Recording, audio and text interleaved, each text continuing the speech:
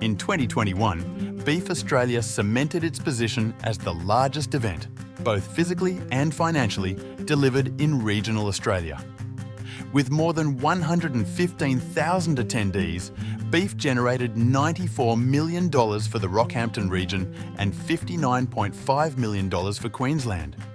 In 2024, we're taking things even further with new events and innovations to continue the growth into the next 10 years. But to celebrate where we are now and dream about where we are going, we must reflect on the history of beef and the people who brought this fabulous event to life.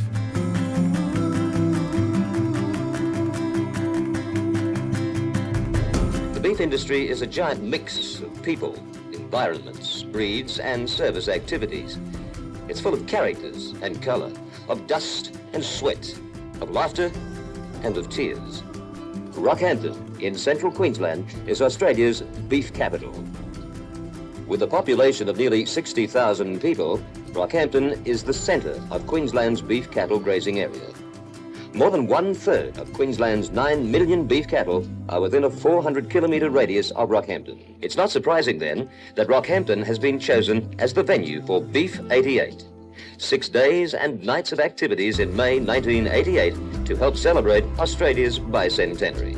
Beef Australia started as a one-off celebration for the Australian bicentennial in 1988. Yeah, 1988 I had the enviable position of being the town crier, so they actually had a parade around Rockhampton. And I started in 88 as part of the subcommittee for the trade fair, and my role was to walk up and down the streets looking for agri-businesses that might be prepared to be part of our beef exposition. I've been fortunate enough to have gone to all of the events over the last 34 years, and there's no doubt it has changed dramatically over what's been, a third of a century. When it first kicked off, it was little more than a large stud show with a few lead steers. There was one seminar program. It was a much simpler event, but then the industry was also a lot simpler back in that era. Ken Coombs, Maury Binstead, Lady Shirley McCamley, I think Keith McCamley and their friends and associates were very much the core group that got the event happening, and I don't think it's probably fair to say they wouldn't have envisaged the huge event that their efforts that it's grown into today.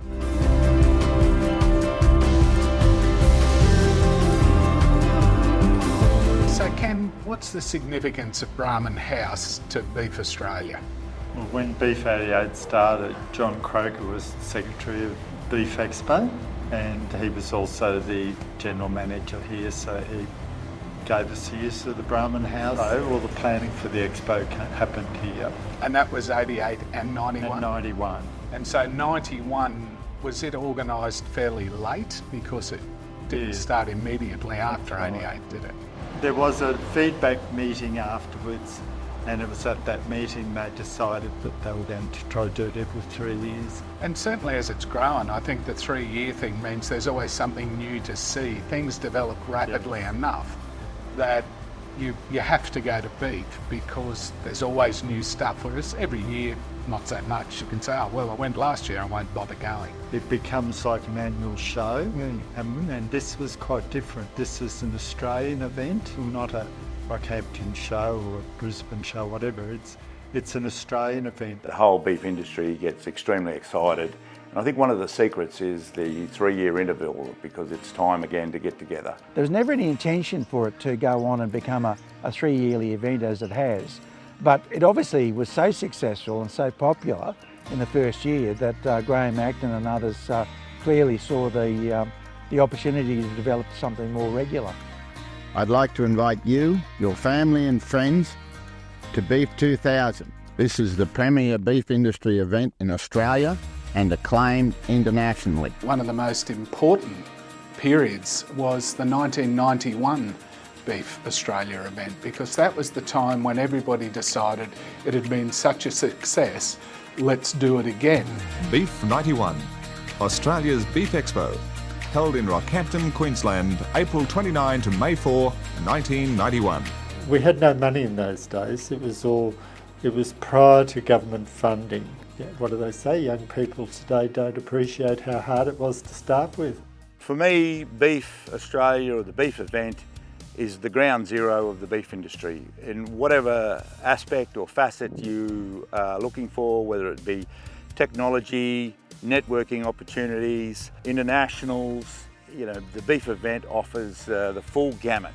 What are you doing in Rockhampton? Everybody's in Rockhampton for Beef 2002. And that's the art of putting on a good event of this type, is knowing what's on trend, what are the topics that people that need to know about as well as want to know about. It's brought producers up to date. I've always been very keen on the educational aspect of the Beef Expo, and the seminars and the conferences and the property tours are all very much part of educating the industry. I found one such event which has caught my attention, and it's snowball. We're in Rockhampton. Some of the most important parts after that, I think, would have been the 2000 event, which was part of the Millennium celebrations. And then in 2012, we started to broaden out into food. And then that developed in 2015 with celebrity chefs coming in. So we were starting to appeal to the broader beef community. The one event that really stands out in my mind was 2015, and it was because the cattle market took a new direction. But in 2015, the red meat market worldwide really started to take off. Markets like China started to emerge. It put a lot of momentum behind cattle prices, and there was a sense of excitement at that event that year, anticipating what was coming and what was driving things, which I think is very, very, very hard to repeat. Even from the early days, at Beef 88, the Sultan of Oman came to Beef, paddled around. It was a wet expo and he was paddling around in his sandals and mud. But he went out and bought $1 million worth of fruit trees from Fitzroy Nurseries. So that was one of the side benefits of the expo that it brought to international trade. With the connections that we're networking we made at Beef, we've met two guys that were from Paraguay. They came out and had a look at our operation. They were quite taken with 5-star Stairmaster, who won the beef event in 2018. They since have exported semen or imported semen from us to Paraguay. And progeny from Stairmaster, from that Beef Australia event, now in South America is doing extremely well for the Paraguay guys. It's a gathering where a lot of people only meet up with each other at that particular event, particularly given that the industry in Australia covers an enormous area. So I really look forward to seeing people that I don't get to see, our friends from Indonesia and other parts of the world that attend the event. So that ability to gather people together in one place and socialise as well as, you know, do business. Beef Australia is more than you think it is. It's bigger, it's more complex, and I think it is an event that genuinely has something for everyone. Everything to do with the beef industry, from the very start to being on the plate, it's a celebration of that. And that's why we think it has such a broad appeal. Every year there's a new focus. I think 3 years ago it was very much on technology. There was a lot of tech focus in the event last year. That will be here in May this year as well, but I think the focus this year is very much on carbon, methane to a lesser extent. It's going to be those sustainability issues which are really on trend. Last Beef Expo, I was sitting on the steps of the main hopper at 6 o'clock one morning thinking, when I first started, none of this was here. Now 36 years on since the event's commencement in 1988, Beef Australia has grown into an internationally recognised event with major industry, trade and regional community outcomes. We exist for the advancement of the Australian beef community and will continue to innovate, showcase, inform and facilitate trade. Our 10-year vision is to remain recognised as a world-class organisation that is relevant, sustainable and deliver the best of beef, today and tomorrow.